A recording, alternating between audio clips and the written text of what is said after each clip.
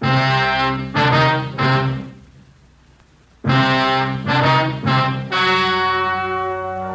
story you are about to hear is true. Only the names and locations have been changed to protect the innocent.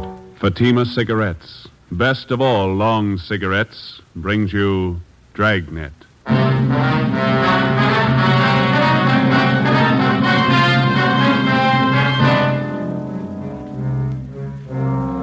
You're a detective sergeant. You're assigned a homicide detail. You answer an early morning call. A police officer on patrol duty disappears. Any attempt to contact him by car radio fails. Your job, find him. If you want a long cigarette, smoke the best of all long cigarettes. Smoke extra mild Fatima. Yes, Fatima is the king-size cigarette, which contains the finest Turkish and domestic tobaccos superbly blended to make it extra mild, to give Fatima a much different, much better flavor and aroma than any other long cigarette. That's why Fatima has more than doubled its smokers coast to coast. Enjoy extra mild Fatima yourself. Best of all, long cigarettes. It's wise to smoke extra mild Fatima. It's wise to smoke extra mild Fatima.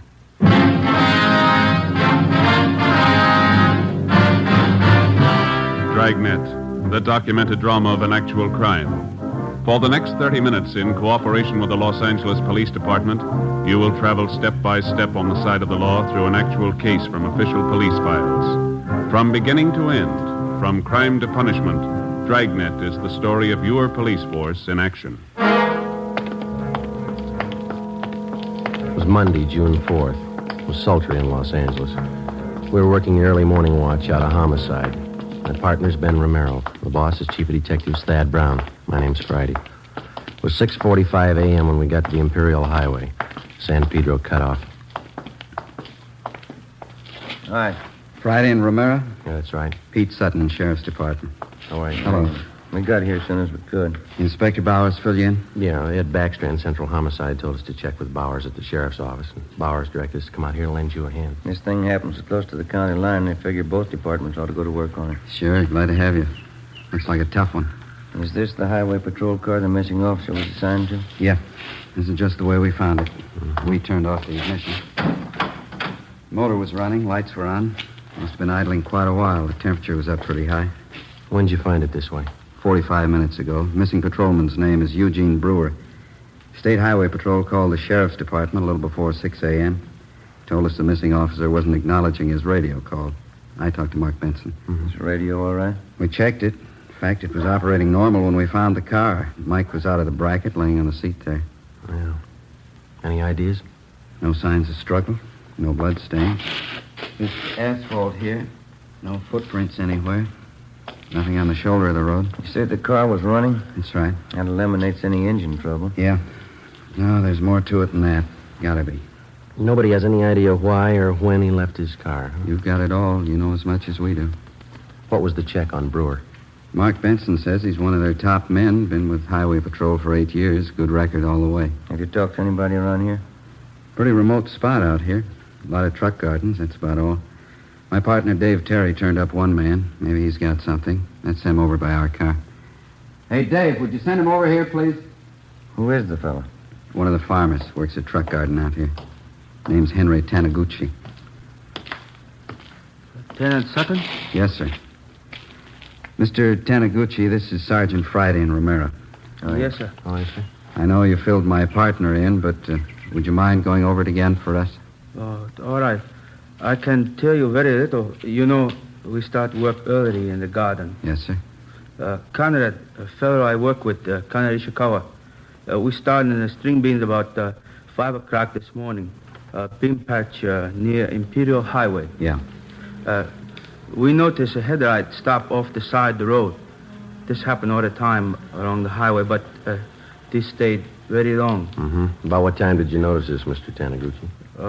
Must have been 10 minutes past 5. I remember ask Charlie Fujikuni, our cultivator man, what time was. I see. Did you see or hear anything out of the ordinary? Oh, no, sir. We wait a while, and head right, do not move. Conrad and I decided maybe somebody was in trouble. This highway quite deserted early morning hours. What'd you do then? We walked up to see what was wrong. When we get close, we could see was state highway car, so we know everything all right. Mm-hmm. Did you see the officer in the car? Oh, no. Door was open on the other side. We thought maybe officer investigate something down in the brush. Did you see him down there? Oh, no. We just think he was check up something. So we go back to work. You saw nothing out of the ordinary, nothing unusual. No, we don't. We hear the radio play. We know everything okay. That checks out. The radio was functioning when we got here. Mm-hmm. You didn't notice any other cars around anywhere, did you? Oh, no, sir. Thank you very much, Mr. Taniguchi. Here's my card. Appreciate it. If you think of anything else, please let us know. Oh, yes, I will. What happened to officer in this car? We don't know. Oh, he's all right. Probably look for somebody. Well, that makes us even. We're looking for him. Monday, June 4th, 8 a.m. According to our instructions, we headed back to the Hall of Justice to check in with Inspector Gordon Bowers and Captain Garner Brown of the Sheriff's Department. They were coordinating the search for the missing highway patrolman, Eugene Brewer. Inspector Ed Backstrand, Central Homicide, was helping out. To the peace officer, cooperation with all branches of the various law enforcement agencies is essential. Each man on the force knows the value of a coordinated effort. He knows that without the aid of the many divisions of law enforcing bodies in his city and county, the task of maintaining law and order would be a total failure. The local officer depends on the men in the federal, state, and county departments as they depend on him. Without this coordination, no one department could survive. 8:25 a.m., we met with Inspector Bowers and Ed Backstrand in the sheriff's office. Nothing, huh? Nobody saw him. If somebody did, we haven't found him, Inspector Bauer. We both figured the only thing to do was to ask for cooperation of the newspapers. We got it. Pretty good layout, huh? There's stories in every morning edition in town. They're running a picture and full description of the missing patrolman. Well, we talked to everybody we could find in the general area out there. We worked 2 hours at it. The spot where the patrol car was found is pretty remote. A couple of gas stations, some vegetable gardens. We told you about the Taniguchi fella. Checked all his friends that worked with him. They couldn't add anything. Maybe the newspapers will turn up something.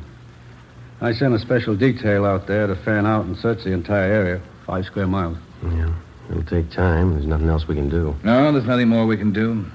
There's nothing anybody can do until we can show them the patrol cars how to carry 2 men. Nobody seems to be able to do anything about it. Maybe they will now. Sending one officer out in a patrol car is like trying to run a trolley line with 1 man. How many cases can you remember in our department? Ed Dudman pulled a car over in Dogtown at 3 o'clock one morning. I remember. Driver turned out to be a guy with a record. Dudman couldn't know that. While he was making out the traffic ticket, the guy shot him down in the street. Dudman died before he could get help. Yeah, we do a lot of griping in the detective division, but those men in the patrol cars and the motorcycle boys, they get the dirty end of the deal for sure. You bet they do. When a detective is sent out on a job, he knows who he's after, what he looks like, what he can expect when he finds him.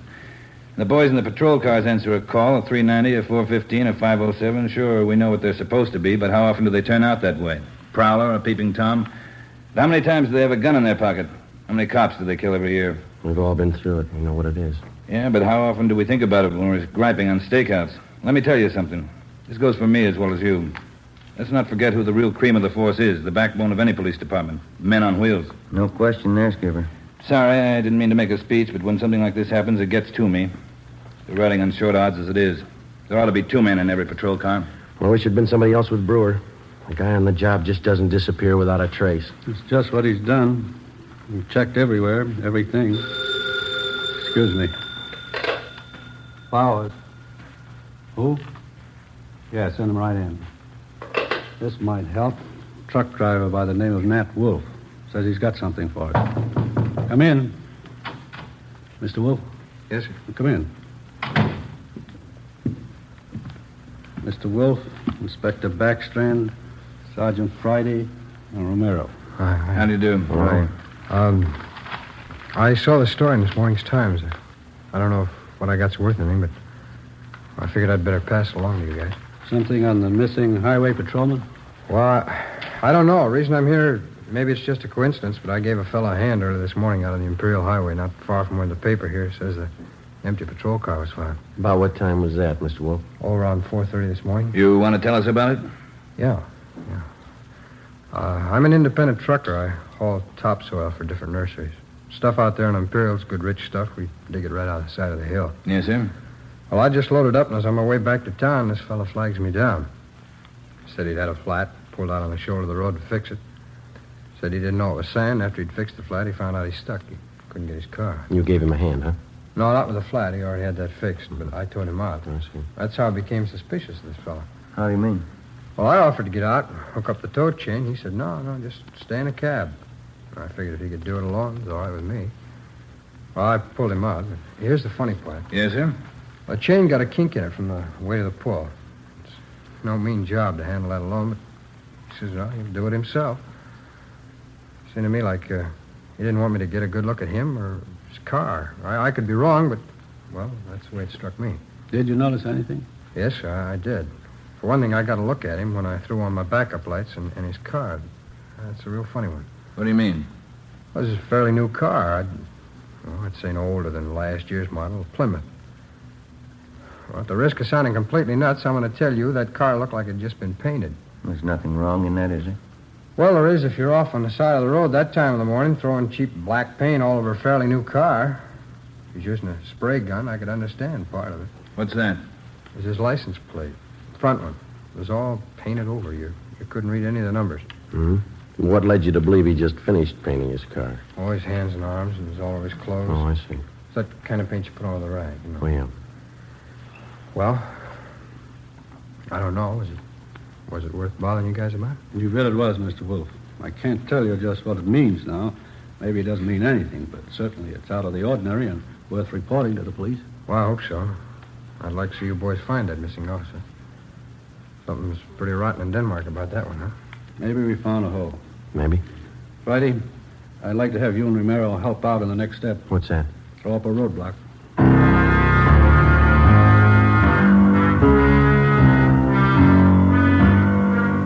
10:30 a.m. Before we left the sheriff's office, the truck driver, Nat Wolf, gave Inspector Bowers a description of the man in the Plymouth sedan. Together with Lieutenant Pete Sutton and Dave Terry, we drove to the Imperial Highway. Nat Wolf showed us the spot beside the road where he towed the man. The area was checked, and sample scrapings of the black paint were taken. There was no chance of taking a tire impression because of the loose sand in the area. All physical evidence was taken back to the crime lab for analysis. Nat Wolf returned to the office to check through mug books for possible identification of the man he helped out. Meantime, a special detail of men continued to search the area where the missing patrolman had disappeared. 3 a.m. According to instructions, a roadblock was established at the spot where the abandoned patrol car had been found. Imperial Highway, San Pedro cutoff. Los Angeles. 11A, 6 Springs, 118. Police business. Yes, sir. Wonder if you could help us out. Certainly. You travel this highway every night, ma'am? Yes, I do. I'm in the vegetable business. Did you come this way last night about this time? I run pretty much on schedule. Yes, I did. Did you notice anything unusual along the highway? I bet I know what this is about. That missing highway patrolman. Yes, ma'am. We're stopping everybody to see if they can give us any information that might help us out. Oh, I wish I could, but I didn't see a thing. That poor fella. Do you think you'll find him? We're trying awful hard. Sorry, I can't help you. Can I go now? Yes, ma'am. Thank you. How'd you do? Nothing. What time you got, Joe? Almost 4. Got a little more hot coffee in that jug. You want some? It's fine with me, ain't it? Mm-hmm.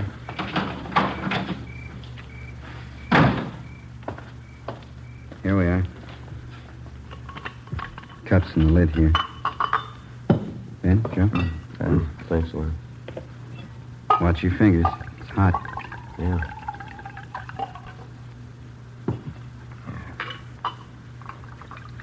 It's good. I'll take this one. I'm going to put my coffee on the fender here. Don't knock it off, huh? No worries. Thank you. Hey, wait a minute. Wait a minute, fella. Can you see my light? I haven't even got a cigarette. I mean my flashlight. I got a cigarette lighter if that'll do you any good. You've been drinking, haven't you? Yes, I have. I never get drunk, but I've had a little drink. Well, I'm sorry, but I'm going to have to ask you to pull over to the side of the road. Okay. What happened to my car? It's broke. You better let me do it, huh?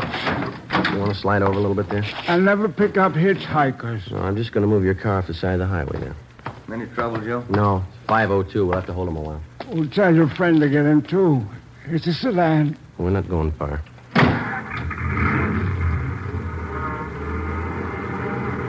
Where are we going? Right here.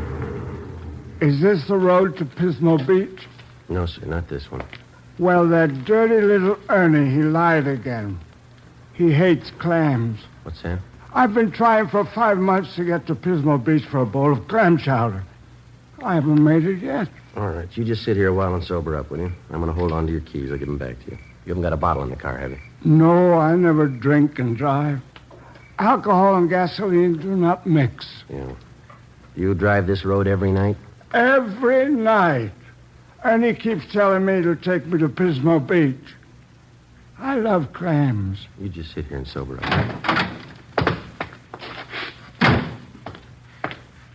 Happy drunk? Yeah, he's too drunk to drive. Yeah, getting along towards daylight.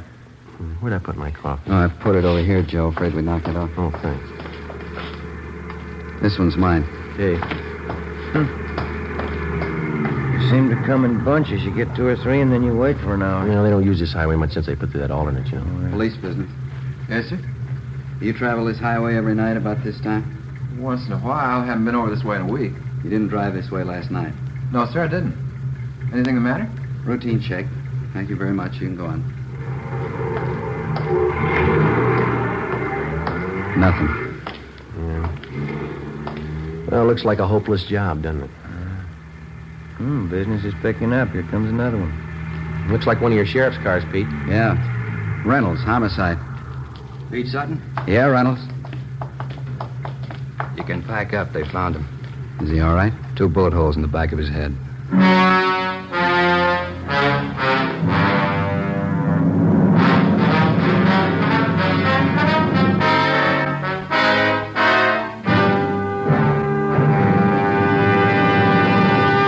You are listening to Dragnet, the case history of a police investigation presented in the public interest by Fatima Cigarettes. If you smoke a long cigarette, it will be in your interest to listen to a typical case history of a Fatima smoker. It's the case of Northwest Airlines stewardess Jean Madsen. You'll see her picture in leading magazines this week. Now, her actual signed statement. There's one thing I really look forward to after a long flight, a good, mild smoke. That's why I prefer king-size Fatima. It's milder than any other long cigarette I've tried. Yes, I agree. It's wise to smoke extra mild Fatima. And so do more and more smokers every day. Actual figures show extra mild Fatima has more than doubled its smokers coast to coast. So enjoy extra mild Fatima yourself. The king-size cigarette, which contains the finest Turkish and domestic tobaccos, superbly blended to make it extra mild. You will prefer Fatima's much different, much better flavor and aroma. You will agree. It's wise to smoke extra mild Fatima. It's wise to smoke extra mild Fatima. Best of all, long cigarettes. 5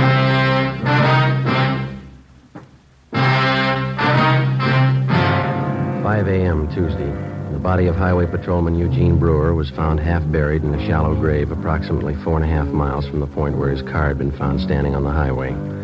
The scene was roped off, photographed, measurements were taken, and the area carefully gone over for any physical evidence. The few scattered residents were again checked and asked if they'd heard gunshots.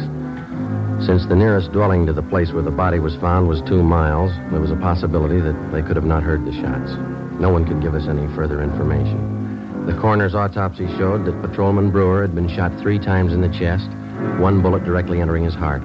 He'd also been shot twice through the base of the skull. 1 p.m. Wednesday. I get it. Homicide, Friday. Pete Sutton, Joe. Yeah.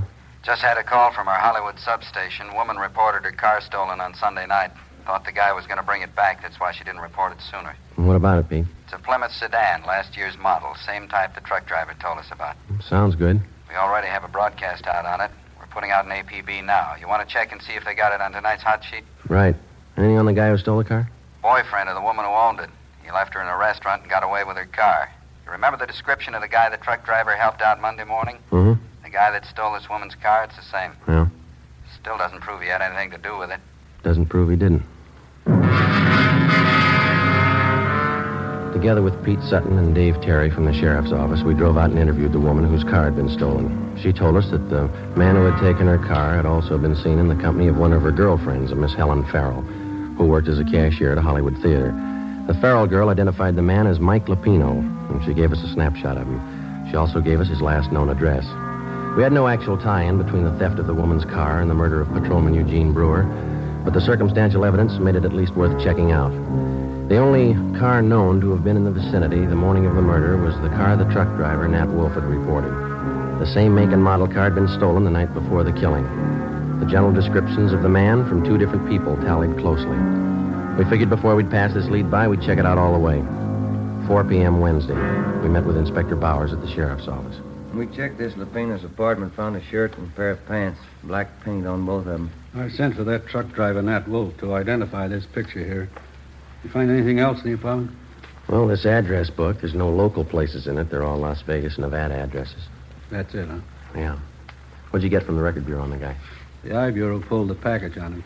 That is Mama sheet. Thank you. Mike Lupino. Spent some time at San Quentin. Armed robbery, grand theft auto, assault. Pretty good record. We're still not positive he had anything to do with the Brewer killing, but he's had the training for it. Yeah? Send him right in. Nat Wolf. Mm-hmm. Come in, Mr. Wolf. Thanks. Dirty shame about that boy. I read about it in the papers. Yeah. Got a photograph we'd like you to look at, Mr. Wolf. You bet. Yeah, that's the man. You're sure? Sure. No mistake. Hey, why do you suppose he was painting that car at 4 o'clock in the morning? Maybe that's what that patrolman wanted to know.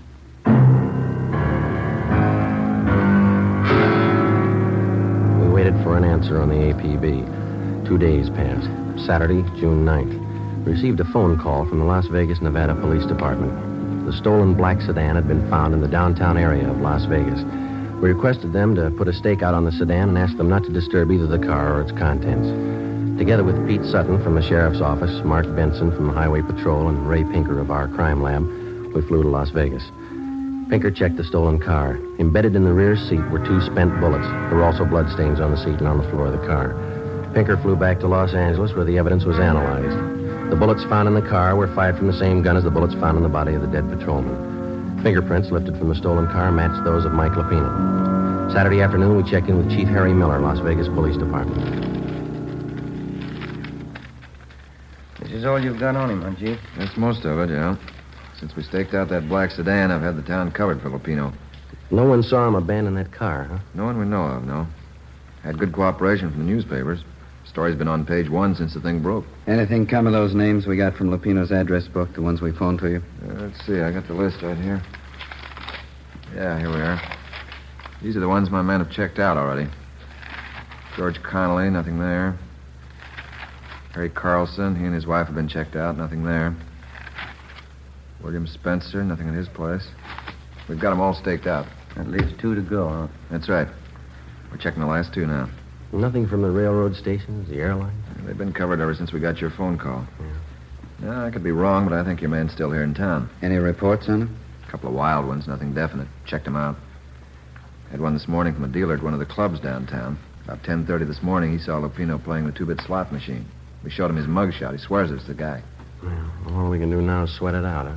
My men have covered everything. I don't know what else we can do. Yeah. Excuse me. Sure. Chief Miller. Yeah? You sure it's him? No, don't try to handle it alone. Keep the place covered the best you can. We'll be right out. They found him. 2 Las Vegas detectives named Billings and Vance answered a phone tip from a groceryman in the east end of town.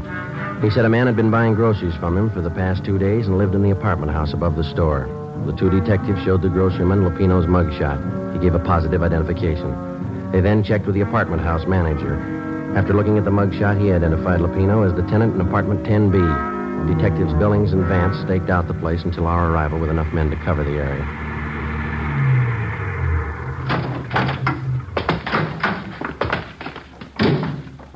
Vance? Yeah, Chief. What's the story? Well, he's in there. Hasn't been out all day. Apartment 10B. We'll take the front, Chief. Manager thinks Lupino has a gun. Maid was cleaning the apartment, found some loose slugs in the dresser drawer. You still want it, Friday? Oh, it's our headache. Joe and I will go in, Chief. Right. Vance gets the men up on the roof to cover. We've already fanned them out around the building. I don't know what they tell you in L.A. on one of these things, but here we tell them to be careful. Right, Chief. Joe? Let's go.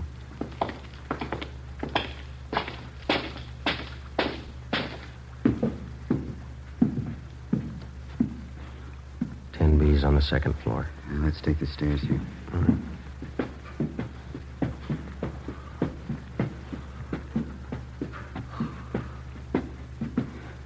It's a long way up, isn't it? Yeah.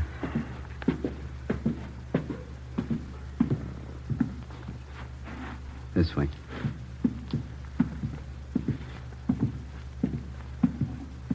Here we are. You cover, huh? Yeah.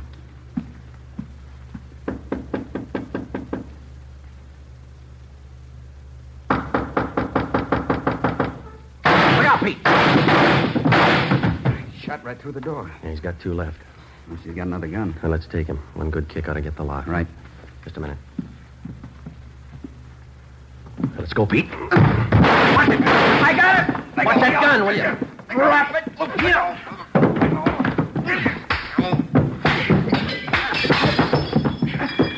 Let it alone, Lupino. I got it. All right, come on, get up. You all right, Pete? Okay. I get the cuffs.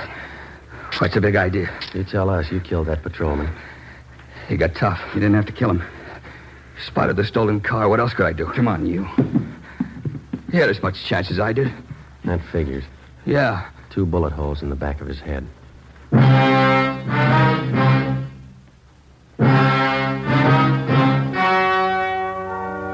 The story you have just heard was true. Only the names and locations were changed to protect the innocent. On October 2nd, trial was held in Superior Court, Department 91, City and County of Los Angeles, State of California. In a moment, the results of that trial. And now, here is our star, Jack Webb. Thank you. The working detective knows that every member of his local police department is a qualified man. He knows that his fellow peace officers have been carefully selected to perform their specific duties by trial, by examination, and by results. And so, with a cigarette, the makers of Fatima carefully select and blend only the finest Turkish and domestic tobaccos to make Fatima extra mild. Best of all, long cigarettes. If you're a long cigarette smoker like I am, smoke Fatima. Every pack is extra mild. Fatima.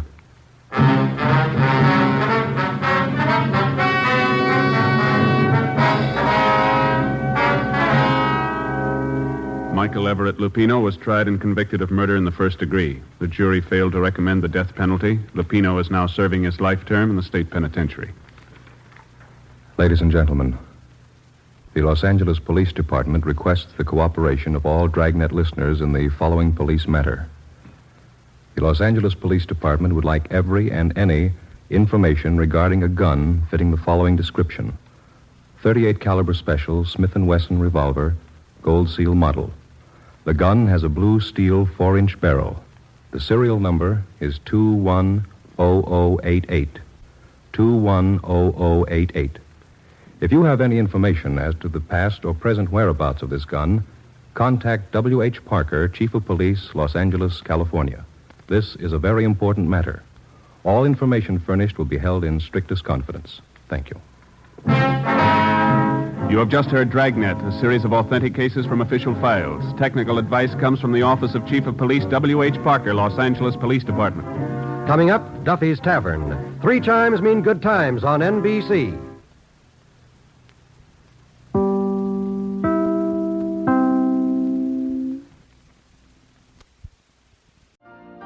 You've been listening to the OTR Gold Network.